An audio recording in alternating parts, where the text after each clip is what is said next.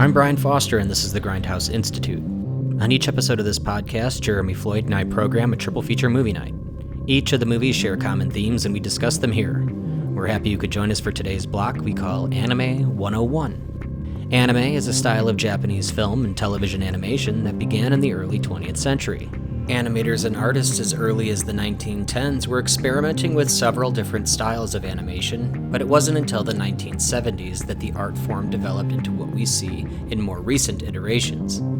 Series such as Gundam, Macross, and Dragon Ball were all released around this time, but it wasn't until the following decade that they would see their full potential. The 1980s and the VHS revolution catapulted anime into the mainstream.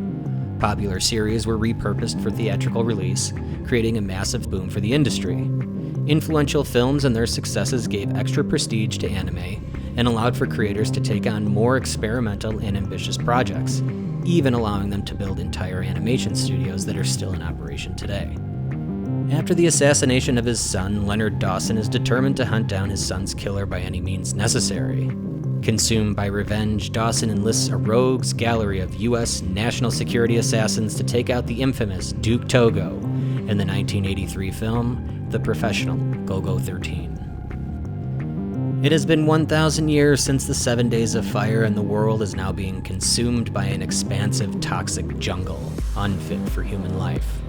It will take the young princess to bring peace back to the ravaged and brutal planet. Hayao Miyazaki adapted and directed 1984's Nausicaä of the Valley of the Wind. In 2019, Neo Tokyo is on the brink. Clown biker gangs, revolutionaries in the streets, brutal army repressions, and psychic kids all at the center of it. As the city collapses, a powerful force is unleashed onto the world, one that cannot be contained. Katsuhiro Otomo directs the 1988 classic, Akira. Thank you for listening to the Grindhouse Institute. Please enjoy.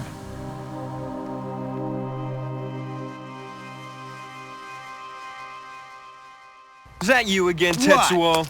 That bike's been designed just for me. It's too much for a kid like you. Yet another village is dead. Soon this place too will be consumed by the toxic jungle. All right, welcome back to the Grindhouse Institute. I'm Brian Foster, and with me as always is Jeremy Floyd. Hello, and how are you? I was going to say something in Japanese, and then I forgot everything. No way. You were really, you thought of some Japanese for this one? No, but all I can think of to say is, arigato. There you go. That works. Domo arigato. Yeah. If you haven't guessed, today we are going to be looking at Japanese films, specifically the anime of the 80s. I think the code name for this one has been tossed around as Animates. That just sounds fun to me. We're going to be looking at three films from the beginning of the 80s, one of them being probably one of the most popular and most well-known, I'd say, arguably. But we are looking at today a Miyazaki film called Nausicaä of the Valley of the Wind, and another one called The Professional Golgo 13, which was based on a series of manga books. This was one of my favorites growing up, so I had to put this one on the list. And then we are watching Akira. Yeah, I think, like I said on another episode, I never really got into anime very much. I wasn't as aware of some of this stuff as I should have been. I'd seen a couple of Miyazaki films. I'd seen Akira back in the day. And Robot Carnival, Vampire Hunter D, mm-hmm. Lensman, and maybe that Daft Punk anime album they had. Yeah, that counts. Does that count? Okay, good. That definitely counts. I think the Matrix animated one counts too. That came out when the movie was released. It's funny. I never made it through that one. Neither did I. I watched like one of the sequences. Maybe that'll be something we can watch later. Yeah. And there's sort of no reason for it necessarily. I never really got into it. It's funny watching Akira, when I watched it in, I don't know what, elementary school. Oh, wow. Was same. Yeah, I was very young in too. English. Yeah. And, so it was really cool watching it in sort of the original Japanese with subtitles. I agree. And surprisingly, this one was found on Hulu in its original form. with the original Japanese voice acting and everything, and I was shocked to find it there. And surprisingly enough, I found all of these on streaming services I'm already part of. This is the first time I didn't have to either have you go search for them, upload the films so I could watch them, or find them and buy them somewhere. So that was good. This was, a cheaper episode, if you will. Yeah. Or at least it's a regular cost that I incur monthly. Yeah. Built in. So these three films, in many ways, they could not be more different from each other. However, they all share a similar theme that they all came out in the early 80s. 80s being that era when anime in the film form and the theatrical form started really coming about. This is when the major animation studios in Japan, like you mentioned, Studio Ghibli or Miyazaki, that's when he started his company. In seeing the successes for, at this time, 40 years of success for things like Disney, this is Japan's answer to that. If we go back in time a little bit, we can go back to post-World War II, specifically in 1948, when the first animation studio was created, called Toei. They came out with some of the very first animated shorts at that time, or animated films. Shonen Saratubi Sasuke, which was made in 1959, and that was brought to the U.S. in 1961. Unfortunately, at that time, even those movies were brought to American audiences, they didn't have the splash that things like Kurosawa's films did, when American audiences really started taking notice of Japanese cinema. In the 60s was when the animation block started becoming extremely popular, both in Japan and in the U.S., from the 60s, you've got Astro Boy, which was an adaptation of a manga, and then you've also got Speed Racer. Those were the two American versions, and I'm sure people, know those names as well, but those were, original Japanese cartoons that had much different content, much different dialogue, and were completely redubbed and re-edited for American audiences. Oh, that's interesting. Now, the mangas they're based on, I saw about Nausicaä and Akira that the directors of the animated films were also sort of the creators of the manga. Mm-hmm. Was that the case with sort of the Astro Boy and that world there? I believe that's how that happened, but I don't know for sure. But yeah, you're absolutely right. When it comes to Nausicaä and it comes to Akira, those were both created by the original creators, or the original creators had a hand in developing those for a larger cinematic theatrical presence. Mm-hmm. I see. So yeah, it was very exciting to watch these, especially the professional Golgo 13 again, because I haven't seen that since I was a kid. I didn't remember there being that much gratuitous sex in it. It kind of came on as TV. It was edited a little differently. I know I had the VHS, but it was dubbed in English, and I'm wondering if a lot of that stuff was taken out, because it is a highly sexualized graphic film. Yeah, I got the from the missus, what the hell are you watching? Brian's making you watch hentai? Exactly. Yeah, I was going to bring that up. It kind of resembled that hentai subculture or subgenre of anime, of porn anime, basically. Yeah, it got pretty bad in points, but still a very interesting movie. Well, and it had that really 80s bluesy, synthy bluesy, softcore music. His kill music was absolute porn music, and it was that same birder birder. But yeah, it was very very very interesting. But again, the animation and the work and craft that goes into these things is just so incredible. And you really do feel like you're, definitely in the middle of it. You don't no longer feel like you're watching a cartoon anymore. It really becomes somewhat of a film, and you really latch onto it, especially with Akira. Yeah, especially that sort of opening, call it 10 minutes of Akira or whatever. It really, really hooks you in. Yeah, you're right. I definitely noticed that Golgo, animation-wise, was odd man out. I mean, it was deliberately a mixed medium, right? With the sort of I guess traditional anime, those still sort of paintings that they would kind of zoom in on, and then of course, the sort of early CGI. Yeah. Which is so nuts to see in a movie from 1983. Yeah, exactly. That's 10 years before Jurassic Park and all this, right? Like, right. When you start to see it coming into the movies and it being like one of these things where it then becomes just part of everyone's expected movie diet. Yeah. Yeah, it's funny, like, in that opening, because it, he's either, fucking or, assassinating someone from 100 yards in like throughout the entire movie. So I was going to say, it's like, in that shot where he's killing somebody, it's like, oh, yeah, well, that doesn't narrow it down. Definitely. But in the opening assassination, there is this shot of the gun being loaded from sort of underneath, like the camera looking up at the gun. Almost that exact same camera angle was in The Killer. Oh. The John Woo, The Killer. And then, of course, some of the stuff that this guy is doing also kind of reminds you of The Killer a little bit. Although in the John Woo one, he, tries to humanize the killer a little bit as opposed to have him be, in this movie, just a Terminator, I guess.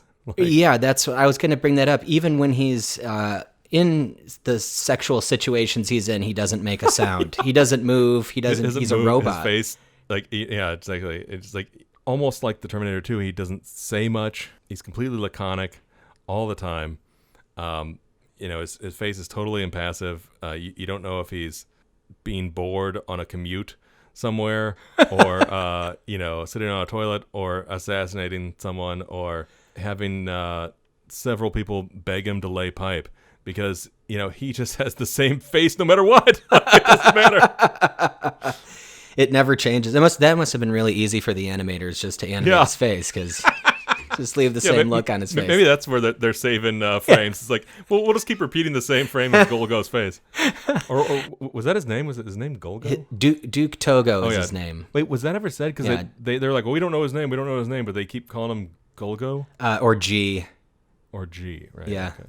Yeah, but his name is Duke Togo. Duke Togo. So this was based on, again, a manga, long series, and I think that series is still going, or at least it went on a long hiatus and then came back last summer. So I mean, this was like 60 years. I think this manga's been going on. I mean, a lot of these have gone on forever, and then have had video game adaptations, movie adaptations, both live action and in animation, and it's just. These things were so popular, and if you go, I don't know if you've ever been to Japan, but these bookstores that in Japan are just loaded with full collections of things. And I actually saw the Golgo 13 full set that was in a window. I mean, it would have cost me, I think, 60-year set. Yeah, exactly. And it was just this beautiful thing that they had set up, and all of the spines of all the books had a different piece of an image, and they all went together. It was incredible. Oh, cool. Yeah. I mean, it would have been great for my bookshelf, but I didn't want to spend $5,000 or whatever on the set. That's 50,000 yen. Another $50,000 on that bookshelf you have to buy. Exactly. Yeah, I wouldn't have the bookshelf yet then. Yeah. I did want to talk about some of the Miyazaki film, the Nausicaä of the Valley of the Wind. Mm-hmm. I'm sure you watched the same version I did on HBO Max. So this was a re-release from that came out in 2005 when when Disney kind of dubbed some of the language with popular actors, and that's why all of a sudden you've got Patrick Stewart, which I had to look up when I started hearing this guy talking. I was like, really? That's the one you had to look up. Jeez, what about Uma Thurman or some of those? Yeah. So I, rented the Blu-ray for that, and but yeah, by default, when you hit play, it plays the English version, and the first, whatever it is, like 5 minutes of it is pretty silent. They're just kind of he's navigating this sort of dead world, and then he says something in English, and I was like, oh, that's weird, and then. Continues talking, and it's, oh, that's Patrick Stewart. What the hell? And then I had to switch it over to Japanese because it by default went to English. Yeah, I didn't have that option. I watched it. It was just on HBO Max. That's a really cool feature to put in an anime though, or at least any international film that's on one of these streaming services, is to choose. I wonder if I missed that as an option, but that would be really interesting. Maybe, yeah. But I love that Patrick Stewart was playing Wilford Brimley in this with a giant mustache. And again, because of that giant mustache, not a lot of expression needed on his face. But at the moments when he would shine in that movie was when because he was a sword master. And that kind of came out of nowhere. When he would walk into a building, people would be like, oh, the master of swords. And then he just whoops on some people by the end of the film. And it was like some of the greatest animation and action I've seen. Like it was really well done and those really cool sword fights. This one was exciting. These were all, well, at least Akira and this one, this is a pretty long film. Yeah. You know, not that it totally felt long. I think Nausicaä probably felt a little longer than Akira in terms of like pacing and things, because I thought Akira just zipped by at a great clip. I don't know, pacing wise, I felt like Nausicaä just moved really, really well. I wasn't it wasn't dragging. I think Golgo, the shortest one of them, actually felt the longest to me. Yeah. You know, Nausicaä moved really well. You know, Akira too, but I guess also there was a point I think in Akira where we're sort of handing off from following the Kaneda character to following the Tetsuo character, and you know it just kind of like sags there, and then there's this like, you know, round table of, you know, diplomats and things chitting and chatting. There's a whole subplot about this guy funding the revolutionaries and that guy's demise, and then like this like plot with a coup and all this. Right. Anyway, all that stuff, like I feel like you know, you're like, whoa, wait a minute, what story are we following here? And it didn't have the same forward momentum as Nausicaä did, in the sense that like in that it was very, very clear what story we're following. Yeah. And we're constantly wanting to find out what happens next, type of thing. I thought that the creativity in Nausicaä, the craft that goes into that whole initial intro that we get of Nausicaä out in the radioactive jungle or the poison jungle. I forgot how they called that. Right. But she was, you know, in full gas mask, but, you know, talking to herself. And I mean, you find out later that this could be an Earth, right? It's just way in the future, you know, when humanity has said, or humanity has basically had to go underground or in these small villages because nature has taken back over because we've basically blown ourselves to shit. Right. The toxic jungle, I think, is what you're... The toxic jungle. Right. Thank you. And the idea is that we created what were they called? The giant killers, yeah.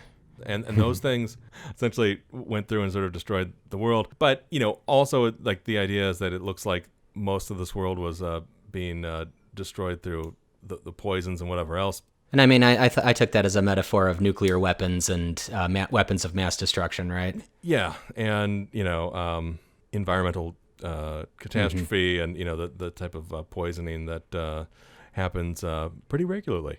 Yeah, good message in this one. In this film, it's sort of like after all of that, you know, after all the giant warriors and, you know, after everything is kind of like falling apart, this is like the world sort of rebuilding itself. And there are some humans left over in that world.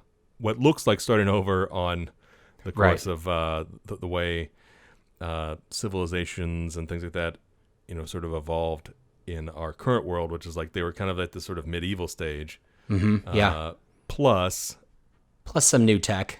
You know, tanks and planes and stuff like that. So and like, a really badass glider. Some leftover, common knowledge, or what's it called? Shared knowledge. Right. Yeah, I mean, it was fascinating. I really enjoyed this movie, and it was like such a great like adventure film.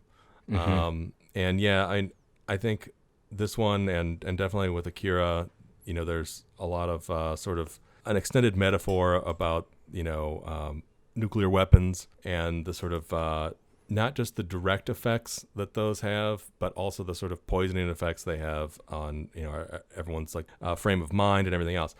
And in this movie, it was this great little, you know, parable, moreover, about sort of the, you know, destructive nature of reactionary thought.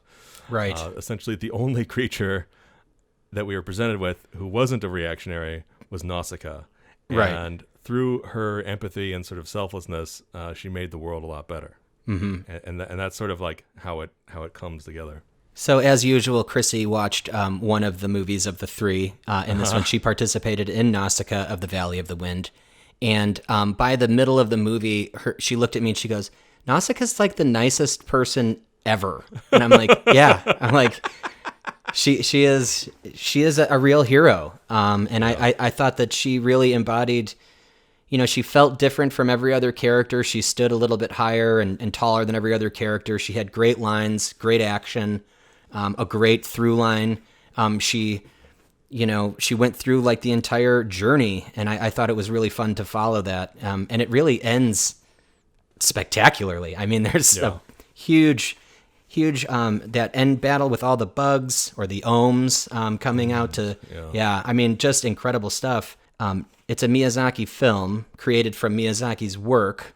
But this is what actually was the foundation of Studio Ghibli. I don't think it was a Studio Ghibli film at the time, but this ultimately put that on the map. Yeah, I mean, it seems like this is what was able to let him, or sort of allowed him the clout to start his production company. Mm-hmm.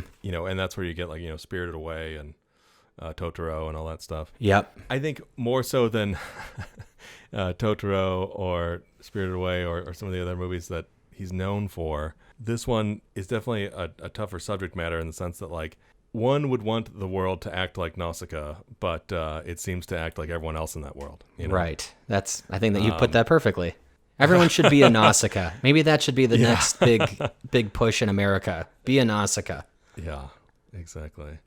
I mean, I really, really love that moment where she sort of like, and this is sort of the second time we see her do this, but she's on her glider and she's trying to stop the torture of the little ohm who's like, hanging from that hot air balloon basket without the balloon, that thing. Yeah.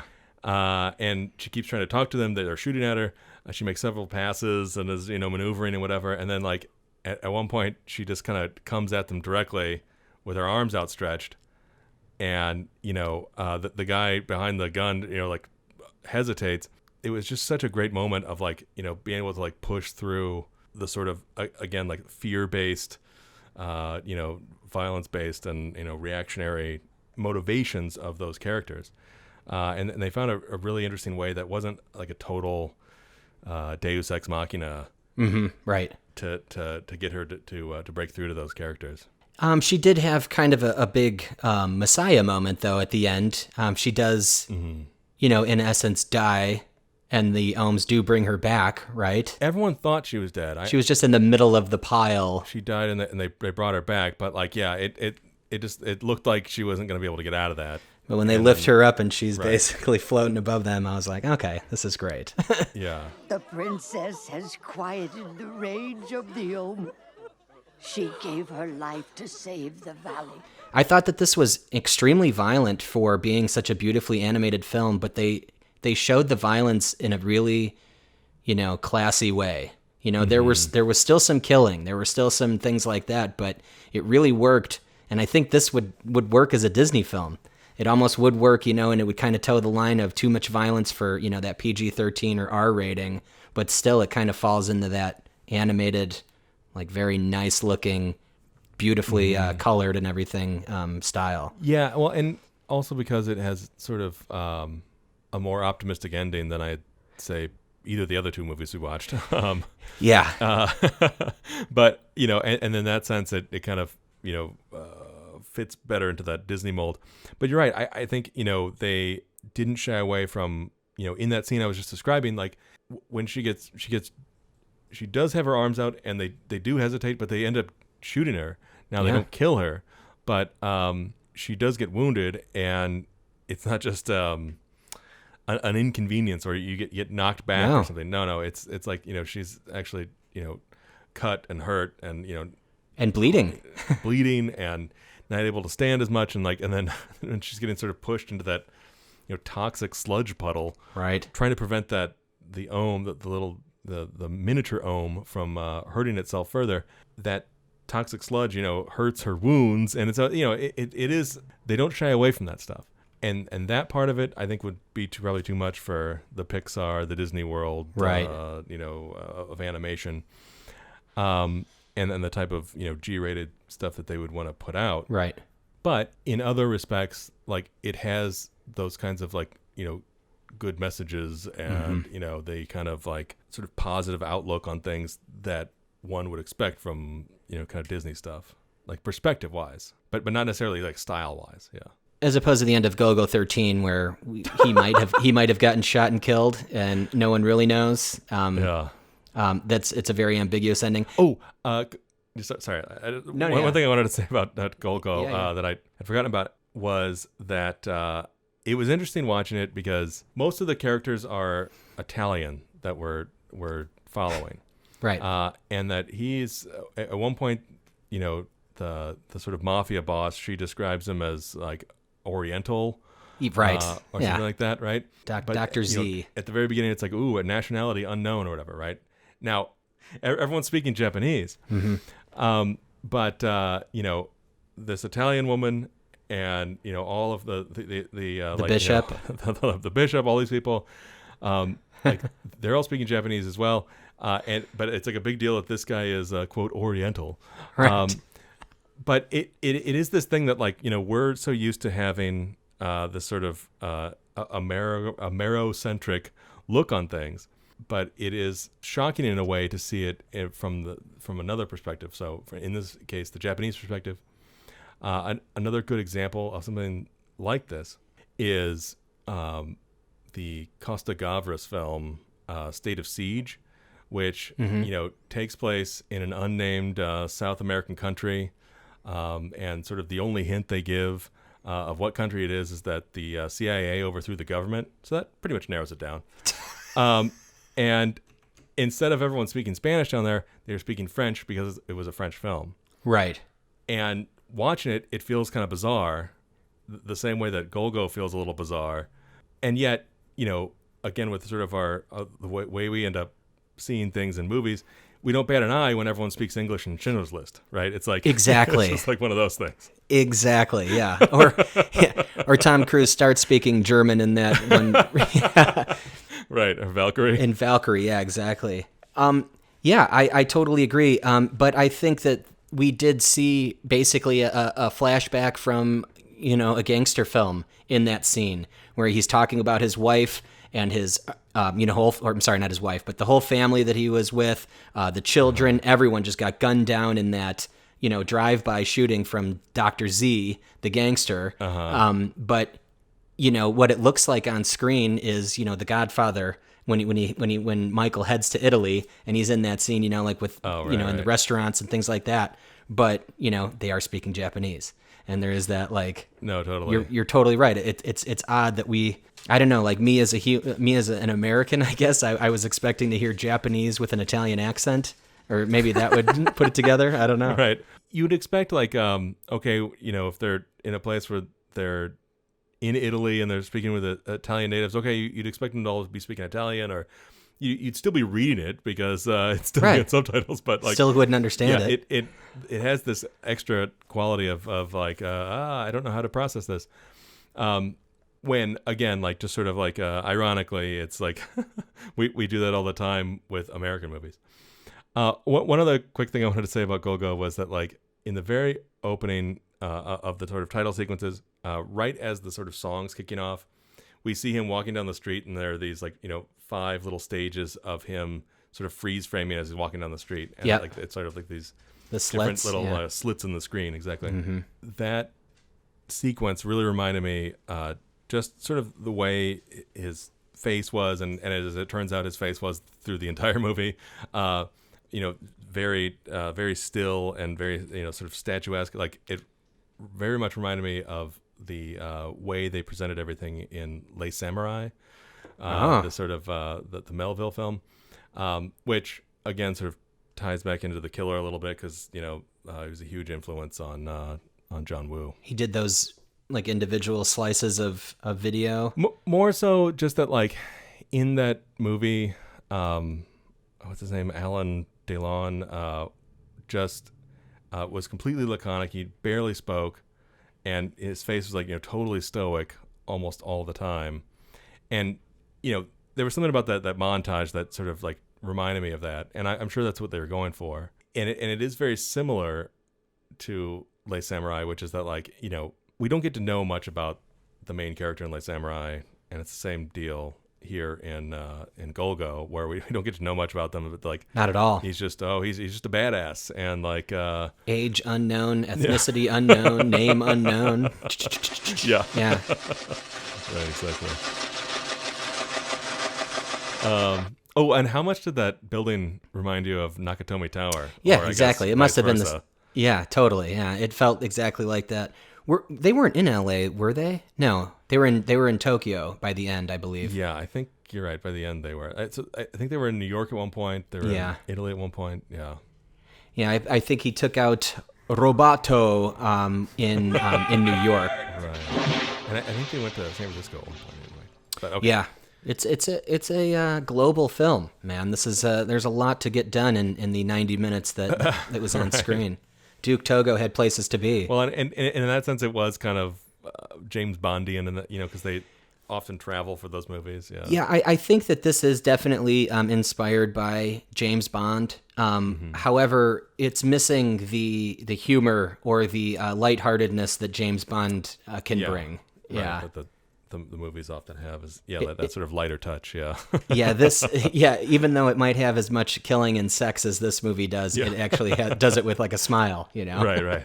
Oh yeah, this is It's actually allowing fun. you to have fun with it. Yeah, exactly. As opposed to like the way this one was presented. Yeah. Yeah, rewatching this, I think that this was back in the day when I was younger. Watching this, it was one of those cool Japanese cartoons, man, that had violence and sex and swearing and all that. And now I'm looking at it, I'm like, it's not my favorite. Definitely not my favorite of the three that we watch. I think that does belong to Nausicaä.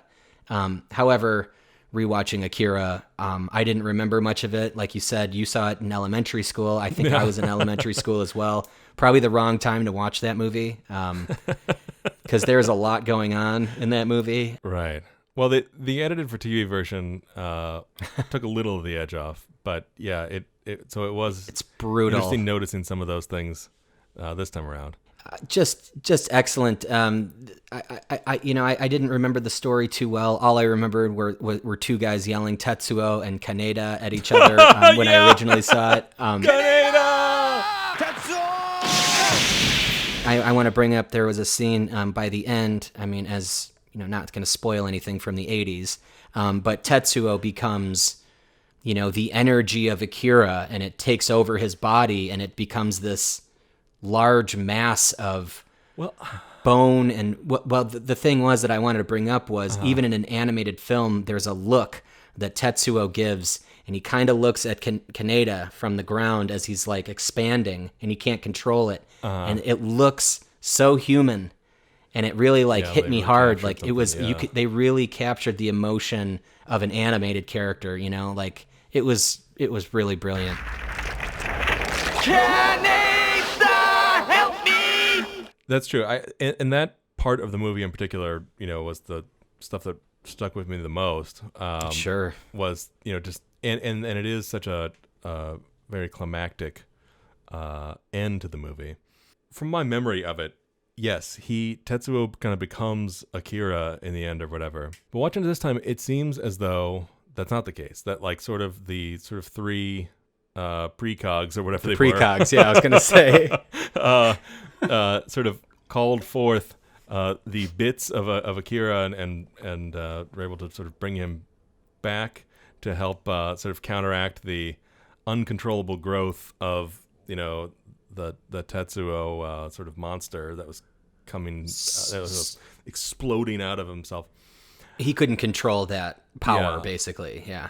And then they sort of brought Akira back to kind of swallow that whole thing up, is sort of how I was understanding it. And then all three of the precogs or whatever they were went in to try and rescue Kaneda.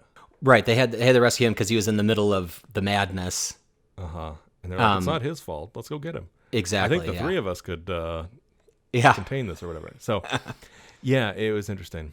I'm still a little unclear, and maybe my reading of it is wrong, but yeah. Tetsuo! What happened to him? Is he dead? I don't know. Yeah, this one didn't do that well in the theaters when it was released. But at that time, and this kind of goes for a lot of those anime at the time, the home video revolution really brought a lot of this to homes.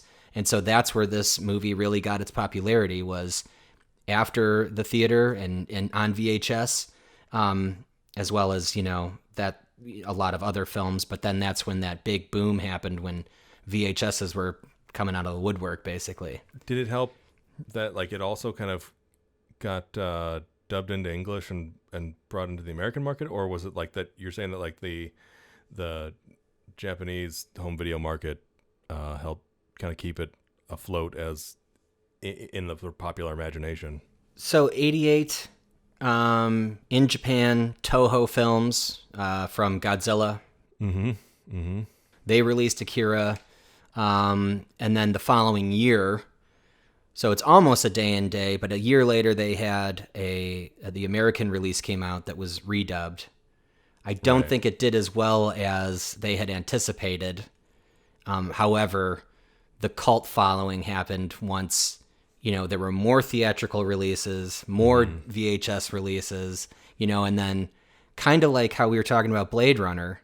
I know that was a cult status really right away, but it was kind of similar. Yeah, almost instantly. Yeah, yeah. Exactly. But a similar thing. I just don't think it was as instant as Blade Runner. Yeah, I mean, I guess that's kind of fascinating. It's because there are obviously a lot of similarities between this and Blade Runner, just in terms of. Yeah, it's a cyberpunk thriller. The cyberpunk, the 2019 actually. Yeah, right. And the this feeling of this dying world that is in both, and I wonder if that kind of also made it so it's harder to kind of connect with audiences in a way, you have to really want to appreciate it a little more, because it is Blade Runner in a certain way is kind of a bummer as an total experience. bummer. And this one in particular that kind of ends with a big question mark, right? It's you hear the two precogs talking, maybe at the end. I'm not sure even who the hell's from talking. somewhere. From somewhere, and then right. They're kind of zooming into what looks like the start of the Big Bang. I know they mentioned that at one point, but it's sort of this concentration of energy type of thing, and it's is that the end of everything, or what is it and then you just also think politically, they have this military coup that happens in it, and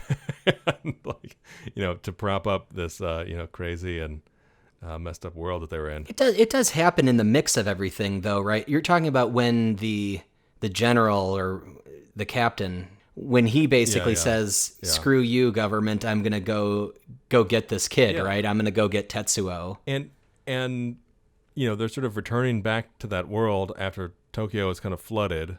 But they're heading back into essentially this sort of coup territory, whatever. Right. This interregnum in between, perhaps another government. I don't know. It's not as though it seems like that's going anywhere, right? It's because we did see all the resistance part of it get crushed, and then not only did the sort of council of bureaucrats get crushed by the military as well. It's well, now they're kind of and the sort of general or colonel or whatever his name was, he got saved from the Tetsuo, all-encompassing glob monster. And so I guess is he in charge? It's it's kind of a bummer note in the ruins. Now this might have been a bit of a throwaway line, but they did say that that was potentially a bomb, or Akira was the cause of what we thought was a bomb. I don't think that they were talking about Hiroshima. They weren't. They were talking about the opening shot. Yeah. Where it was, 1988 or whatever. And that's when... And we see, it's there's dogs barking, and there's a quiet morning, and then all of a sudden it blows up. Yeah, you're right. I think later on they talk about how that wasn't an atom bomb, but it was rather the sort of I don't know, becoming of Akira. Right, yeah. Yeah. And so, I mean, the way that I took that was that it's a very X-Men type of story, where there's gifted children that are kind of kept in an area. You know, they've got certain skills and powers, kind of like the precogs. It's more so like Firestarter, where there's the secret government program to sort of and scanners imprison and study these people. Yeah, exactly. Scanners. Yeah, exactly. That whole. Yeah. I felt terrible for those kids. You know, like they really put them in the light of, like, you know, they're being treated like shit, and they could still blow up an entire world if they really wanted to. They're just choosing not to. Yeah, and you see the ambitions, the sort of naked ambitions of the scientist, not necessarily for his career, but just, you know, of like, what could we discover from this, and giving no, you know, I guess thought to, okay, well, would they A, be able to control it, or B, you know, what would this do to the person who's who this is happening to, the Tetsuo character, and that you know, Dr. Onishi, I think his name was, tells the colonel, like, no, we'll be able to figure it out. Don't worry about it. And then, you know, it's getting out of control, and he's like, okay, can we put the stop to this? He's like, I guess not at this point. Too late. Yeah. Whoops. He gets his, though. That guy, I think he gets crushed in the middle of his laboratory, like obsessing over his work. So that worked out well for the audience. Yeah, I guess so. Yeah, minor victory. Yeah. Yeah, because it, like you said, it doesn't really end on like a great note. It's still pretty sad, and Tetsuo does not end up well at all. Mm-hmm. Well, and he doesn't really have anything terrible to do. Like, he's not like a bad person by the beginning. He's just kind of afflicted with this thing.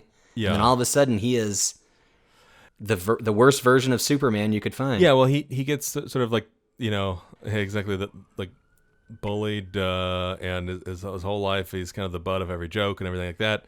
And all of a sudden, you know, he's tortured into getting a lot of power, and well, what does he do with that power? Immediately just starts, you know, blowing up I don't know, the soldiers and whoever else are around him. And well, I think it starts with some of the bullies that are talking shit to him when he escapes, and then it expands into an entire city that he destroys. You know, it's like, you know, when does the power end? Yeah, well, the craziest one, I think, was the very first one, where it's like, you know, there are people coming in to like wrangle him, and then you see the whole hallway just kind of blow up, and it's just like, you know, gloop just starts coming down from the ceiling, and like, it's like, holy shit. That was awesome. Hey there! You can't leave your room without permission! But yeah, you know, you do end up kind of feeling for him in a way, because, you know, he's trapped inside that, you know, expanding, you know, gloop monster, and he's like, bro, Canada, help! And like, you're also in that time also sort of seeing those, you know, flashbacks to when they were kids, and you're feeling bad for him in a way there too as well. Yep. But yeah, it definitely doesn't have the sort of even the possibility of hope the way that Nausicaä has at the end. Yeah. Where it's like, you know, the world isn't fully repaired yet, but it seems like they're on path to do that. Whereas in Akira, it's like, well, I guess this this one sort of the Big Bang was averted, I guess, but the sort of everyone's still left in sort of the ashes of Neo Tokyo or whatever it's called, and now it's like flooded, and at least the world represented is not exactly a nice one. No, I not at all. And I think that this encompasses what Chris was talking about on our Philip K. Dick show about that high tech, low life, you know, parallel between in cyberpunk stories, and in this one, it seems like there's the Neo Tokyo is just surrounded by biker gangs battling each other, racing each other, killing each other. Nothing is ever really like solved. It's just a bunch of gang wars, really. And it's like they've got this really cool tech, but no one's doing anything good with it. But unlike maybe like the Warriors, where the gangs are all of adults, like these are kids, gangs of kids. Yeah. You know, when I saw it when I was a kid, they all seemed older than me, so I just figured that they were adults or something. But like, no, they're kids. Yeah, but they're kids. You know, and it's a little like Clockwork Orange, I guess, more like the book than the movie. But he was like a 15-year-old in the book, I believe. Right, exactly. So, and I think that's roughly the age of, you know, the Canada and the gang there. Speaking of Clockwork Orange, it really reminded me when they were stepping outside of their secondary or whatever last chance school or whatever they were in that little courtyard, it looked like the courtyard of the school looked like the courtyard that Alex's home was in Clockwork Orange. The apartment building. Yeah, exactly. Yeah. But the courtyard part of it was like looked almost the same. Only like the Akira one was a little more colorful, I guess, than the dreary English version. It's nice that we're watching such a different smattering of movies, but again, like these still have some of the similar themes of ones that we saw. So I guess that even if a movie's animated and kind of in a different genre, so to speak, they still kind of fit within the genres that they're presenting. Like this is a cyberpunk thriller. I would say that Nausicaä is more of an adventure film, like a high fantasy adventure film. And Golgo 13 really felt like a spy film, whether or not he had any sort of redeeming fun qualities about him. That's, besides the point. But I think Taika Waititi is right now developing his version of Akira for live action. Oh, so, really? Wow. Yeah, we'll see how that turns out. But there is the dancing Hitler in it. Yeah, I'm excited because I really liked what Taika Waititi did with What We Do in the Shadows. I think that's a great movie. I don't know if you've seen that one. I haven't. The friend of the show, Sam Kimbrell, recommended it years ago, and I never watched it. Oh, yeah, it's very good. Yeah, you should see it. But also, like, what he did with Thor, he actually made Thor fun. All those movies were never that fun, at least the Thor ones. But that was, like, one of the actual fun Marvel movies that didn't take itself seriously, was comical all the way through. And it would be nice to, have that kind of sensibility with someone bringing, like, a thing like Akira to life, even though the subject matter might be a little depressing, but he might have fun with it. Who knows? Right. It does seem like kind of a clash when you're, listing off all of his resume there. It's like most of those movies are pretty fun. Even the like Hitler Youth one was, fairly on the fun side. Whereas you think of the sort of tone that Akira sets, and it's definitely, They have little moments of levity in it, but it's not. You wouldn't describe it as fun. Not the overarching story by any means. Yeah. But, and I was telling you this over text, watching this and reading it, you miss a lot of the little details that they drew in visually because you're down there reading. And when I would catch them, if you watch people in the background of Akira, it feels so alive, as if like. Absolutely, yeah. Other people are in the scene with the main actor, and they make, reactions to what's going on, or they like do like little hand signals and things like that you'll catch. But they have, they're not part of the scene really. They're just part of the decoration or the set deck, but they feel like alive. And I thought that was really interesting. And I thought that of the three, that one, in terms of like the emotion that was drawn in the faces and things like that, I thought that one really nailed it.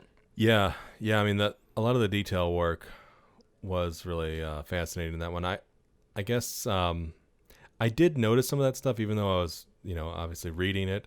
And I wonder if some of that detail is in Nausicaä as well that I wasn't able to see because I was, paying attention to all the,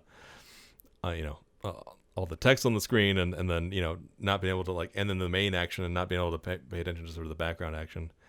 But yeah, it's funny. I think I was, when we were talking about Akira over text, I was telling you oh man, I was kind of tempted to watch the sort of 1988, dubbed version of it just for the, nostalgia value, where it's like, it has the voice of Leonardo playing Kaneda, from Ninja Turtles. Yeah.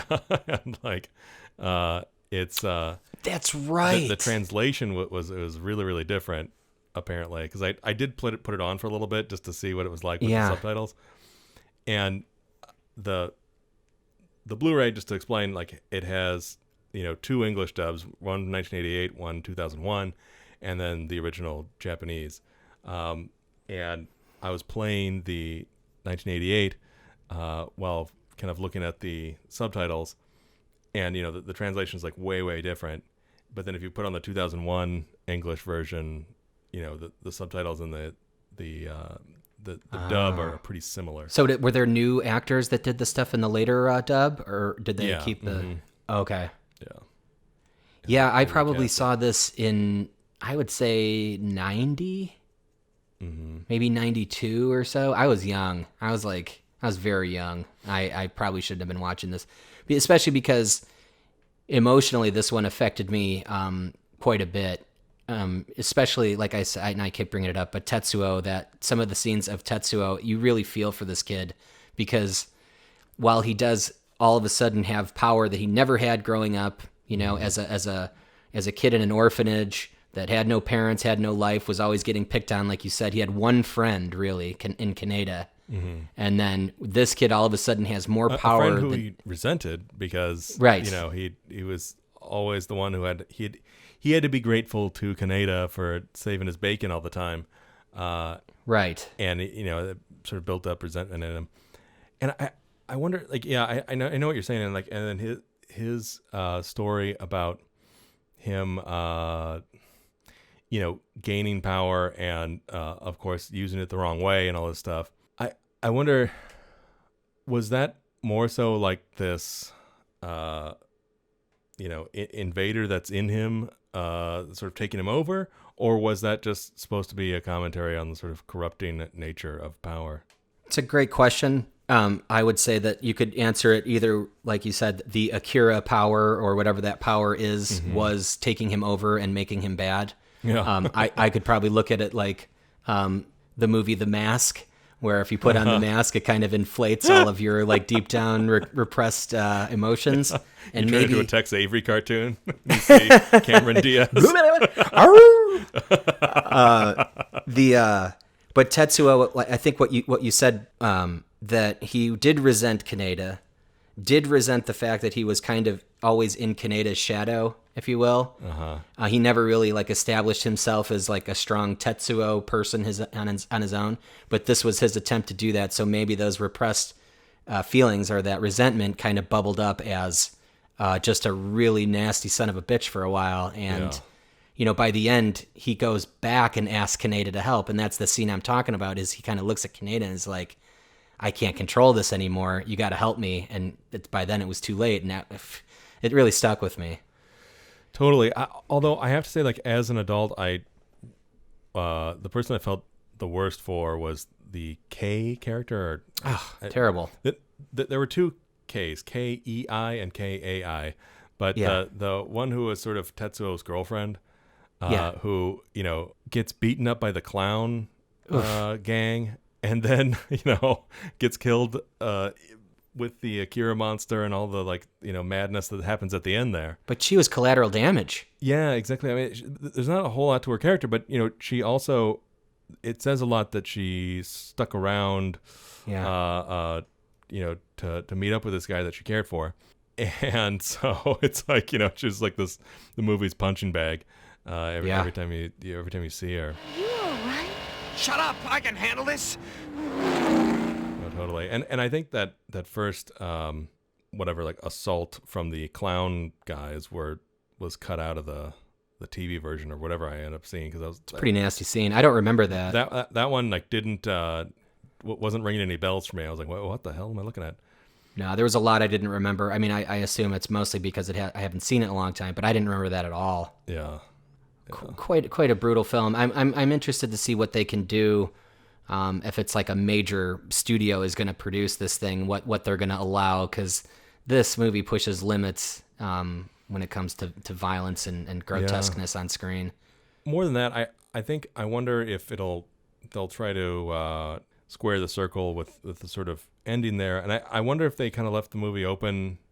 Were they planning on a sequel or something? So they wanted to, like, not resolve everything. Well, it does end with a big bang, right? I mean, like, there is kind of. It seems like it might be something happening elsewhere, but it seems in like another dimension. You mean the camera is like inside of the big bang at the very end before the credits roll. Mm-hmm. The last thing we see is like Kaneda, Kai, and then the I can't remember, the revolutionary woman. All three of them sort of like driving their rickety beat up motorcycles back into Neo Tokyo. Then we hear some sort of disembodied voiceover. I am Tetsuo. And then, the screen starts to fade a little bit, and then we're inside of what seems like this, either nuclear explosion or Big Bang event or, some sort of like heavenly space. Who knows? But that disembodied voice was Tetsuo, though, at the end. And someone else. And he was like introducing it. He was saying, I'm Tetsuo, because he's talking to someone. We don't see who that is or the conversation, right? Doesn't he say I'm Tetsuo, I'm this Tetsuo Shima? And it's the same intro that he gives like earlier on in the movie. Oh, okay. So I think what we were trying to get out of that was that he's now reached another plane of existence, like another dimension, if you will. And he's now kind of starting over. But I think maybe he himself is starting a new timeline with that Big Bang. You know what I mean? Like, but on another a realm of, reality, which is fucking sick. Well, yeah. But I think it's like that part of it, makes it interesting to kind of puzzle over and debate a little bit and kind of unpack. I wonder if part of the thing would be to like, oh, let's do this so that we don't have to have these ambiguities and we can have a crisp, clean ending type of thing. But yeah, I'm not sure what will be brought to it in a live action, I guess, especially considering like most likely what they're going to end up doing is animating the shit out of it anyway. Exactly. And I was just going to bring that up. I mean, as live action as a movie like this is going to be, quote unquote live action, it's going to be computer animated, right? Yeah. I hope you at least enjoyed, a little intro to anime. I hope we can watch some more on the show. Yeah, totally. Tetsuo! Tornado! No, it was great. It was a lot of fun. I would have never seen Nausicaä on my own, I think, and me neither. Glad to get introduced to that one, and it was good revisiting Akira for sure. That'll probably be my one and only time to watch Golgo. Yeah, I noticed you didn't say anything about Golgo with all those high praises. Yeah. You know what? It's really hard to recommend a movie to someone. Like, I think that is probably one of the most dangerous things to do if you are concerned about your own feelings. Because you're like, you feel like, it reflects you.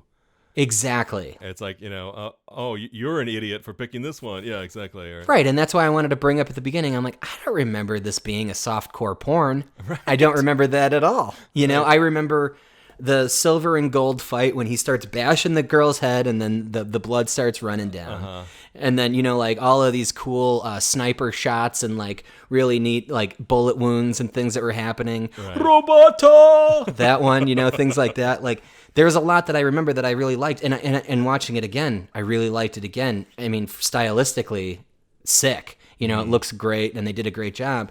But like all of those those interstitial sexual moments in between where we still get no fucking emotion from this guy at all. Like I'm starting to crave more from a character. And I think that's kind of why I, was a little bit more disinterested in this one than I would have been as a kid. I was kind of in it for more of the action and blood and all that. And I'm sure it's easier maybe when you're a kid and those things don't necessarily make sense to you. Like why it's satisfying that this movie, you feel a certain way about a character in this movie or this way about this movie and not in another. And, maybe it's also something where you have, if you're offered more of a blank canvas like that, you can, project a lot more onto it in the sense that like, oh, I'm a kid. How would I feel in this like badass situation? It'd be cool because I had to shoot this dude and be like, yeah, it's sick, and then get laid, awesome, yeah. And it was that movie. It felt like watching someone else play a video game. It kind of had that absolutely. It's like it's the animation was interesting and the mixed media was cool. The story was really thin. The character was even thinner. And, for me, it was like, because of those things, it's something I, wouldn't be fast to revisit. Yeah. Whereas, in the other two movies, not only did they sort of look beautiful and everything like that. Akira, we didn't even talk about the music. Like the music was amazing in that. Yeah.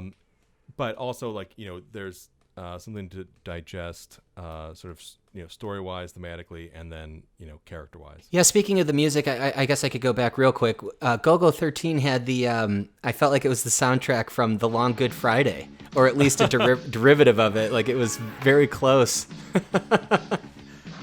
So it's interesting. I had this impression in my mind that anime kind of came into its own, or like became sort of a recognizable genre in the 80s.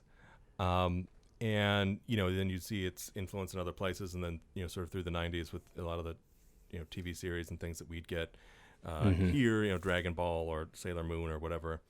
And do you know anything about the history of that?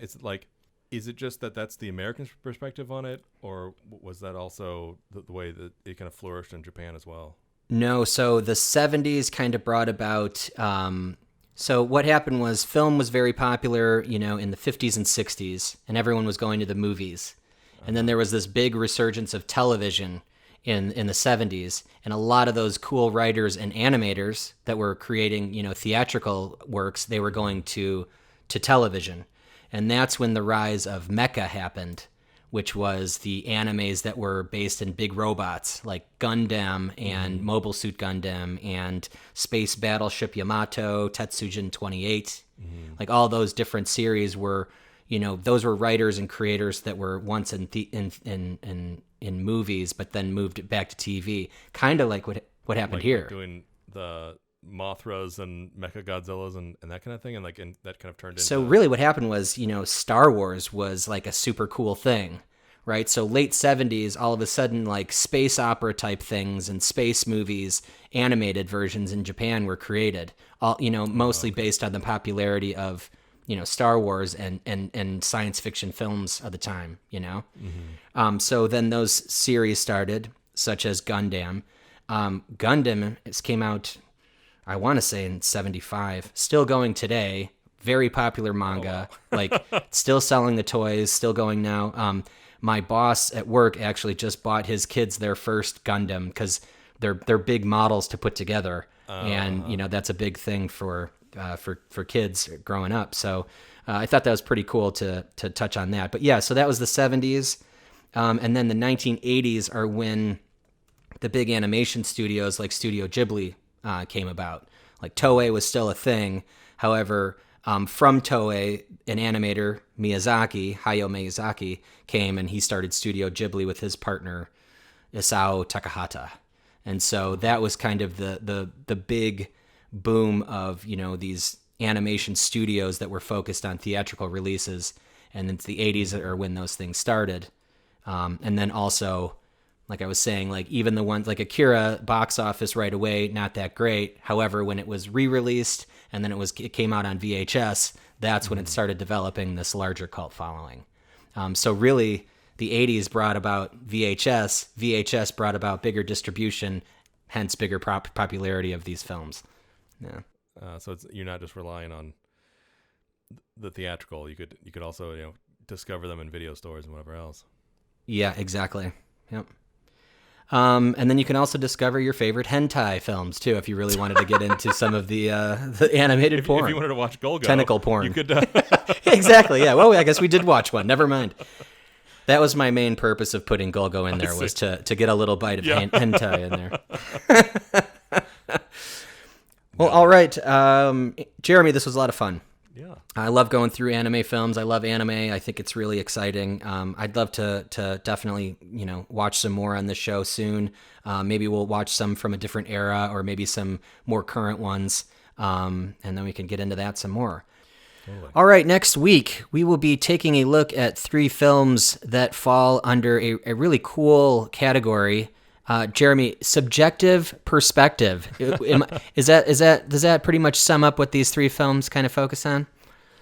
I think so. I guess it's not an official genre or anything, but these movies definitely seem like they fit in one, where there's what I say happened, what you say happened, and the truth. And in this case, we don't actually get to the truth itself, right? It's only the perspectives that people offer. Yeah, sometimes possibly not ever, right? We never really get the full story ever. Right. Those 3 films are Citizen Kane from 1941, finally getting to see Citizen Kane, Rashomon, Akira Kurosawa's 1950 film, and The Usual Suspects, Bryan Singer's 1995 film.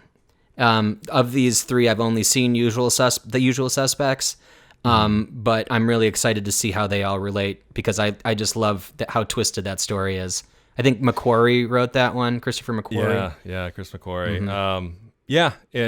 It's one of those things where, I think all of these are also sort of famous in their way. So, we've got another episode where we 3 classics. Yeah. Some classics in there. And then, it'll be exciting to kind of, dive into to how these seemingly disparate movies are related. Cool. Looking forward to it. Thank you so much for listening. Please make sure to subscribe and follow us on all the podcasts and social platforms at the Grindhouse Institute. And if you really want to give us a boost, check us out on Apple Podcasts and leave us a rating and review. It helps us to get noticed. Thanks so much, everybody. We'll be back next week. Sayonara.